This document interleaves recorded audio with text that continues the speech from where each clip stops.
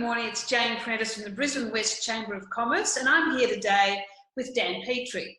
Dan's one of our new members of the Chamber, and I'm talking to him today about what he's doing with his business and why he's joined the Chamber, but also what Dan can do to help other members in the Chamber with their businesses. So Dan, wonderful, welcome to the Chamber, and just tell us a bit about your business. Well, I've got a small economic data and financial data business called Grafa. It's basically allows people to understand how stock markets work, how finance markets work, and basically do so in a very neutral, like there's no trading facility with it, it's just simply information. That's really been the culmination of 4 years of work. So it's I've returned home to Brisbane after 20 years away. So you're like the IT nerd explaining to Luddites like me how we can do the stock market online. And what sort of background have you got that you've done this? Okay, so previously I'd worked in Sydney and Hong Kong. I was the economic data editor for Bloomberg LP, which was started by New York Mayor Michael Bloomberg, and went from there to Macquarie Bank, where I worked as a market analyst, and eventually returned back home to Queensland. I actually worked for the State Chamber for a time, but really found the calling of my local community too hard to resist. That's great. Well, we're delighted to have you back. And so why did you join the local chamber? Well, a big part of it is that, Michael Bloomberg often says the most effective form of any organisation is a local one.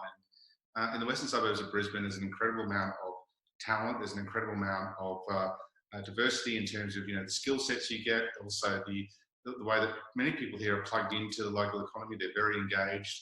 And there's also a great demand for skills and a great demand for people who've got business experience. And, from my perspective, having worked in financial markets, particularly in London, Hong Kong, New York, and having that coming back here now and offering an international perspective, and also, providing, what's really going on beyond Australia and how we fit within the wider world has certainly been an interesting conversation to have with many business owners.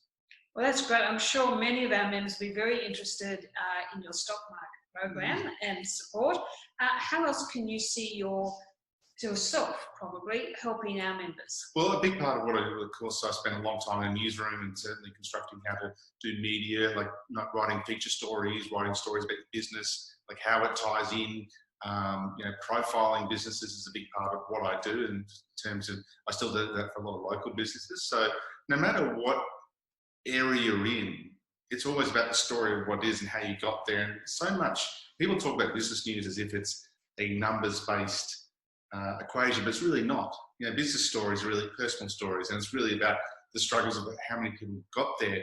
And it's really, they're the extraordinary tales, that no one ever talks about those lonely nights working away at an idea. And to really be a maverick, you do have to break the rules, not the laws, but the rules. And so that's been a big part of what still drives me. I still give my time freely to businesses to, come up with an idea which can get into the local newspaper, or even the Courier Mail, or even the Australian, or whatever. So it's no problem for me in terms of being able to pitch good stories. There's a wealth of great content out there. That's great. We look forward to that. I think they say, don't they, it's not how many times you fall down, it's how many times you get back up again. Massively, yeah. So there's no harm in trying. Absolutely. We look forward to that. I'll save up my gold lotto money and give it to you in the stock market for us. So that's Dan Petrie, and you'll be meeting Dan at our next networking event.